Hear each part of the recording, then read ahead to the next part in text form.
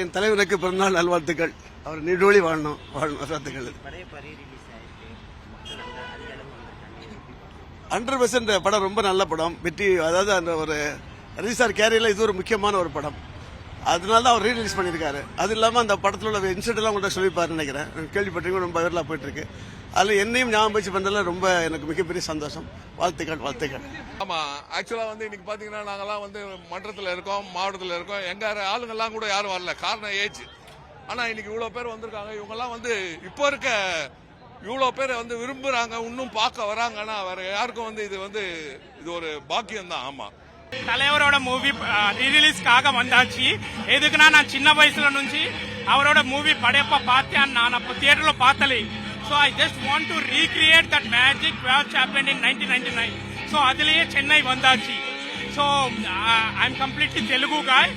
Just came to enjoy the celebration on the birthday of தலைவர்.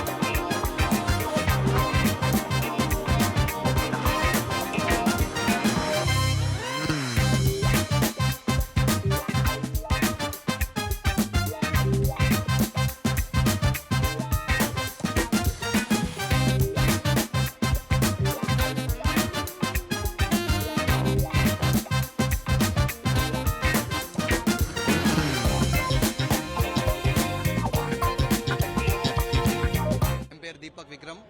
தலைவரோட 75வது பிறந்த நாள். ஒரு மனுஷன் 75 வருஷம் அந்த வயசுல நம்பர் 1 ஒரு துறையில இருக்காங்க அப்படின்னா அதோட என்ன சாதனை வேணும்? ஸோ தலைவரை ஃபாலோ பண்றதுக்கு வேற எந்த எக்ஸாம்பிள்ஸோ ரீசன்ஸோ தேவையில்ல. தலைவர் ரஜினிகாந்தோட ஃபாலோவர் மட்டுமான்னு கேட்டால் கண்டிப்பாக கிடையாது. ஒரு மனுஷன் சிவாஜி ராவ் அப்படின்ற ஒரு மனுஷனோட ஃபாலோவர்ஸ் நாங்கள் எல்லாருமே. ரொம்ப பெருமையா இருக்கு. 12/12 தலைவரோட 75வது பிறந்த நாள். அந்த இடத்துல படையப்பா ரீரிலீஸ் ஆகுது. இதோட ஒரு பெரிய கிஃப்ட். நாங்கள் தலைவர் கொடுக்கவும் முடியாது, தலைவர் எங்களுக்கு கொடுக்கவும் முடியாது. வாழ்த்த வயதில்லை, தலைவரை வணங்குகிறோம். ஹாப்பி பர்த்டே தலைவா, லாங் லீவ் தலைவா. நிறைய படங்கள் கொடுங்க, ஆரோக்கியமா இருங்க, ஹெல்த்தை பாருங்க, பல ஆன்மீக ட்ரிப்ஸ் போங்க. எங்களுக்கு மேலும் மேலும் பல அட்வைசஸ், பாசிட்டிவான வைப்ரேஷன்ஸ் கொடுங்க. லவ் யூ தலைவா. Happy birthday. என் பேர் தீபக் விக்ரம்.